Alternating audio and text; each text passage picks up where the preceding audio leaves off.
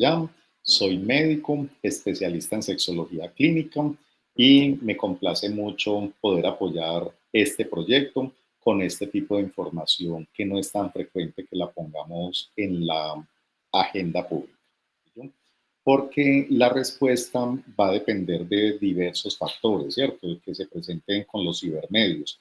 Factores como que están relacionados con los o las modelos que utilizan pues estas herramientas, las leyes, el tipo de plataforma que se utilice, ¿cierto? Las propias experiencias que cada uno de los modelos o las modelos han tenido en esta experiencia y lo mismo de factores culturales. Entonces, de alguna manera son factores que hay que tener en cuenta, pero uno podría como resumir en general y decir que estos cibermedios con contenido para adultos pudieran de alguna manera promover la liberación sexual en el sentido de que pues ahorita estamos asistiendo a un momento histórico en donde el acceso a la información a través de estos cibermedios es sin precedentes, ¿cierto? Y que eso también permite que las personas se informen sobre la sexualidad, sobre la diversidad sexual y de género, sobre las prácticas sexuales y que esto en esa misma medida pues ayuda a derrumbar tabúes. Lo mismo que los cibermedios podrán facilitar la conformación de grupos o comunidades en línea que puedan, digamos, ser un soporte para determinados grupos poblacionales. Y lo otro, también el anonimato pudiera ser, digamos, ventajas que ofrezcan estos espacios en línea y que permitan, como con más libertad, poder explorar fantasías y deseos sexuales de las personas, que de otra manera cuando se vive en vivo probablemente no sea tan fácil. Pero también tengo que mencionar que, como todo en la vida, pues tendrá unos pros, pero que también hay algunos riesgos que los cibermedios pues plantean, ¿cierto? Uno de esos es la desinformación, porque muchos de estos contenidos que aparecen acá en los cibermedios, pues también es un contenido con publicidad engañosa, o sea, que ofrece información que no es apropiada, que incluso llega a ser peligrosa, y eso pudiera llegar a hacer que las personas tomen decisiones arriesgadas para su salud o que se emitan comportamientos sexuales de riesgo por la misma anonimato, por ejemplo, que en el sentido de que muchas veces yo no sé con quién estoy interactuando al otro lado de la pantalla y que eso pues pueda facilitar prácticas como la pornografía, la explotación o el abuso sexual, sobre todo en niños, niñas, adolescentes, ¿cierto? Y lo otro, también estos cibermedios pudieran facilitar, de acuerdo a algunas características de personalidad de los individuos, el aislamiento social.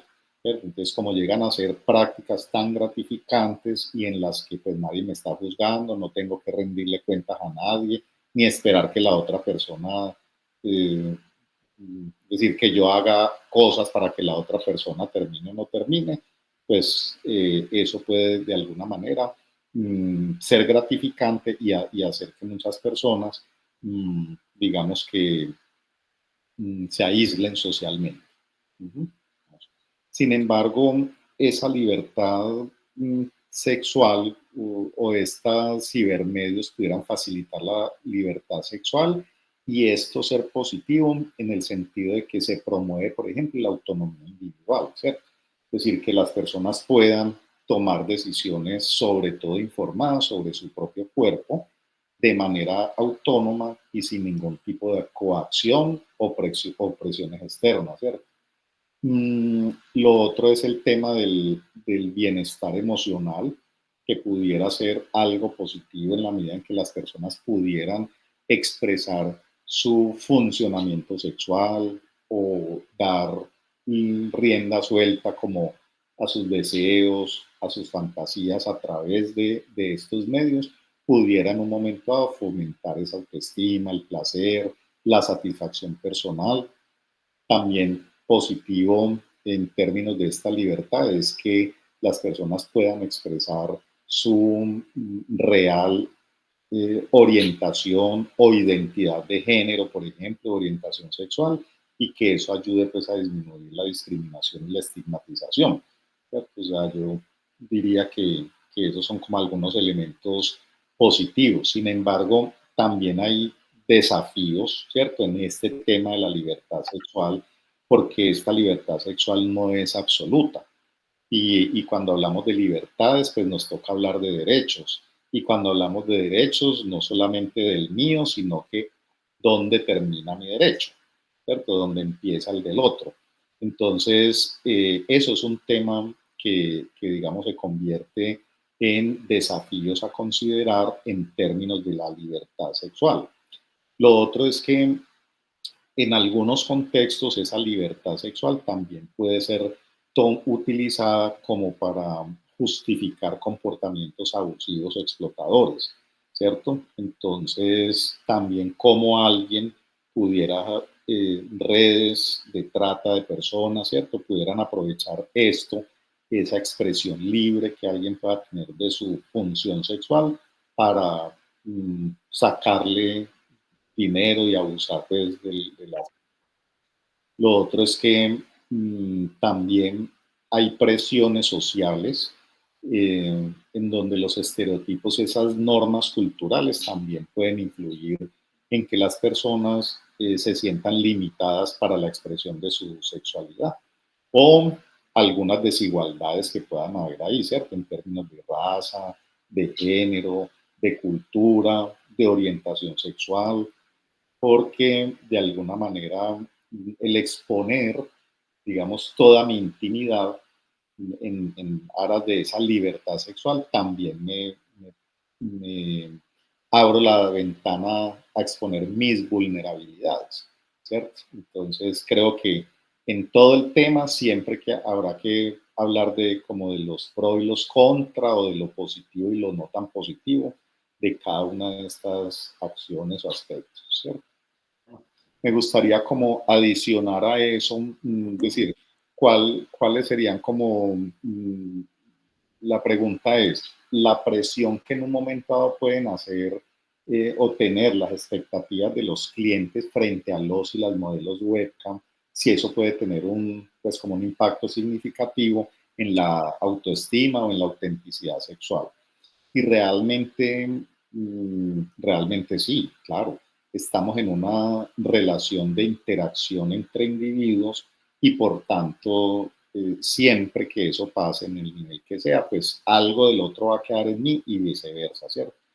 Entonces, muchas veces esto puede influir, esas presiones de los clientes, en tener miedo al rechazo o temor por perder clientes, ¿cierto?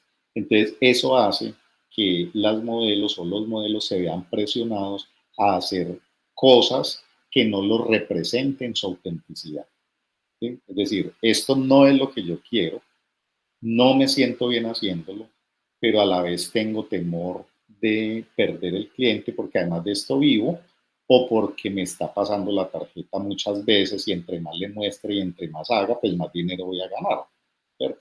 Entonces, ¿hasta dónde eso puede ser considerado libertad? Sí, eso es un debate bioético, ¿cierto? Pues, que vale la pena dar y que no sería el espacio pues, para ampliar, pero uno de los impactos en el tema de la autenticidad sexual es ese. Y otra cosa que lo veo con frecuencia, porque tengo consultantes que trabajan como webcam, es la desconexión con el propio placer, ¿cierto? Es decir, se acostumbran tanto a esa búsqueda de que el otro sea el que obtenga el placer, que eso los lleva o las lleva a descuidar el propio placer o el bienestar sexual, ¿cierto? Entonces es frecuente que se diga, mire, yo funciono muy bien en mi trabajo, pero cuando estoy con mi pareja no. Y creo que eso sería como uno de los impactos que pudieran pasar, además de la culpa y la vergüenza que algunas o algunos de ellos pueden experimentar, sobre todo por el contexto sociocultural en el que estamos. Y que de hecho, pues digamos, este tipo de prácticas sexuales a través de toda la historia, por el componente sociocultural y de tipo religioso que nos caracteriza a estas culturas, pues se tiende a pensar que hay algo que no está bien, ¿cierto? Que no se está haciendo bien ante los ojos, o sea, de Dios, sea el que sea en el que se cree, o ante los ojos de la familia, o ante los ojos de la sociedad. Otro impacto es el hecho de la comparación constante. ¿Cómo me comparo con mis compañeros o compañeras de trabajo respecto a mi cuerpo? ¿Cierto? Y cuando yo evalúo, pues seguramente que a la que se puntúe muy bien, pues le irá muy bien y no se afecta la autoestima. Pero la que se vea X o Y defectos en su propio cuerpo, ¿cierto? Que en sí misma no se considere tan bien, entonces eso, o qué tanto estoy creyendo yo que tengo que ser perfecto o perfecto, ¿cierto? Lo otro es la dificultad, por ejemplo, para establecer límites, ¿cierto? El hecho de que en un momento dado esa presión de los clientes para ser complacidos puede llevar a que las modelos pues establezcan límites que no necesariamente son saludables y que eso las pueda poner en riesgo de explotación y abuso. Pues probablemente les corresponde a las creadoras de contenido, pues no todas las, digamos, las personas que ejercen este trabajo lo ejercen porque necesariamente hayan, digamos, se hayan preparado para ello, sino que con mucha frecuencia es la necesidad económica y la falta de oportunidades en otras áreas que llevan a las personas a buscar el trabajo sexual. Muchas de ellas lo hacen también porque les gusta, es decir, no todas las que están allí ni todos se sienten mal haciendo su trabajo, ¿cierto? Mm, entonces, y en esto hay un gran debate porque ahora que lo mencionamos, pues también algunos grupos, ¿cierto? De movimientos sociales, feministas sobre todo, han llegado a plantear que el trabajo sexual no se debería llamar como tal, ¿sí? Trabajo sexual, sino que habría que seguirlo llamando como tradicionalmente se ha llamado, que es la prostitución, ¿cierto? Es decir, donde hay intercambio de dinero por los servicios sexuales. Eso a través de la historia obviamente ha sido un tema de gran debate, pero como le decía, algunos grupos feministas plantean que no debería llamarse esto trabajo sexual porque de alguna manera el hecho de que haya ese intercambio económico por los servicios sexuales, pues pone en riesgo o vulnera de alguna manera la libertad de la persona que está al otro lado de la pantalla en la medida en que debe hacer cosas obligada, entre comillas, o presionada por ganar el dinero, ¿cierto? Entonces, bueno, es un debate que hay que seguir dando, ¿cierto? Porque a veces va a decir algo que puede ser muy controversial, pero lo quiero decir para abrir el debate también, y es que también pudiera pasar cuando nosotros hacemos cosas en nuestros trabajos que no tienen que ver con lo sexual, sin querer, sin ganas, por presión del jefe, porque tengo que estar aquí para ganarme este dinero. ¿Será que eso también es prostitución? Aunque no sea trabajo sexual, ¿sí? Cuando yo tengo que hacer cosas solo con la única motivación del dinero. ¿Cierto? Bueno, eso es como un paréntesis que habría ahí, pero para decir que el tema es complejo y que no hay una sola mirada. Bueno, entonces con respecto a esos desafíos que se pueden enfrentar acá, pues uno es el tema de la objetivación sexual, ¿cierto? O sea, el riesgo que corren a través de estos espacios digitales, el hecho de que las mujeres frecuentemente resulten siendo objeto de comentarios sexuales no solicitados o de acosos y amenazas, ¿cierto? Entonces eso crea como un entorno muy hostil que dificulta como esa participación auténtica y la búsqueda de conexiones que sean significativas para las personas que generan contenido pues a través de estos entornos. Bueno, el acoso que ya lo mencioné, y los estereotipos de género, ¿cierto? O sea, el hecho de que esos estereotipos de género que experimentamos en la cultura, en cara a cara, también pueden persistir en línea, ¿cierto? Y eso hace que se limiten también las oportunidades de las mujeres para participar, pues, por ejemplo, en debates o expresar sus opiniones como de manera auténtica, ¿cierto? Porque a menudo son silenciadas o menospreciadas por el hecho de ser mujeres, ¿cierto? Entonces, como es lo mismo, la dificultad para poder establecer como unas relaciones auténticas, porque la falta de contacto físico y esa naturaleza impersonal de las relaciones y el hecho de que medie el dinero en la relación entre tú y yo, pues me hace llegar a comprender a mí que el día que no haya dinero, pues no hay nada entre tú y yo, porque lo que nos vincula es lo comercial, ¿cierto? Entonces yo hasta donde tengo la claridad de que eso, todo el mundo es así y voy a ser capaz cuando salga del, del trabajo, voy a ser capaz de establecer y de ver que hay personas en las cuales yo sí puedo confiar, o eso me lo traslado y termina siendo algo que generalice en mi vida, ¿cierto?